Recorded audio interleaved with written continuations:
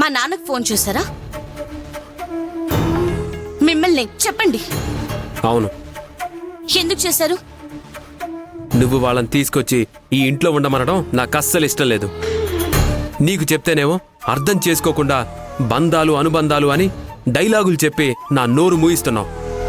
అందుకే వేరే దారి లేక వెళ్ళి మా మామగారితో చెప్పాను. అందులో తప్పే ఉంది? నేనిప్పుడు తప్పొప్పుల గురించి మాట్లాడట్లేదండి. మన ఇంట్లో సమస్యల్ని మా నాన్నతో చెప్పకూడదని చెప్పాను. విన్నారా మీరు? అగ్గిపుల్ల గీసి అంటించినంత ఈజీగా వెళ్ళి చెప్పొచ్చారు. మా నాన్నేమో నా కూతురి జీవితం ఏమవుతుందో ఏమోనని భయపడుతూ వచ్చి వాళ్ళ ఇంట్లో ఉండడానికి వీల్లేదని రచ్చరచ్చ చేసిపోయాడు. దానివల్ల ఇంట్లో వాళ్ళు ఎంత డిస్టర్బ్ అవుతారో కొంచెమైనా ఆలోచించారా మీరు? దయచేసి ఇలాంటివన్నీ మళ్ళీ రిపీట్ చేయకండి. నాకు నచ్చని పనులు నువ్వు చేస్తే నీకు నచ్చని పనులు నేను చేయాల్సి వస్తుంది.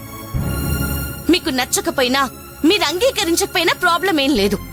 ఆవిడొచ్చినప్పటి నుంచి తోడబుట్టిన చెల్లెలు ఇంటికొచ్చిందని లోపల మావయ్య చాలా సంతోషపడుతున్నారు. ఆయన సంతోషం కోసమే నేను ఇదంతా చేస్తున్నాను. ఓహో, ఉత్తమ కోడలని బిరుదిచ్చి సత్కరించారా?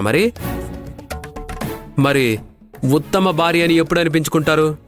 మీకు మంచి భార్యగా నడుచుకుంటున్నాను కాబట్టి ఇంట్లో అందరూ మంచి కోడలు అనుకుంటున్నారు. ఇలాంటి గాలి మాటలు నాకు అనవసరం.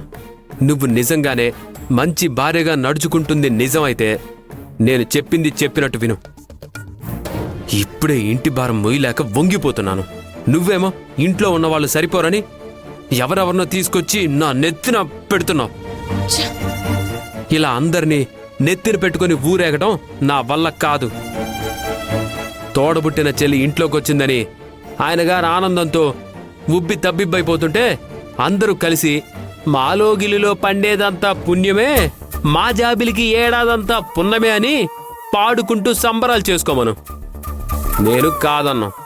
అంతేకాని అందరి సంతోషం కోసం నన్ను మందర పర్వతంలా వాడుకుంటానంటే నేను ఒప్పుకోను.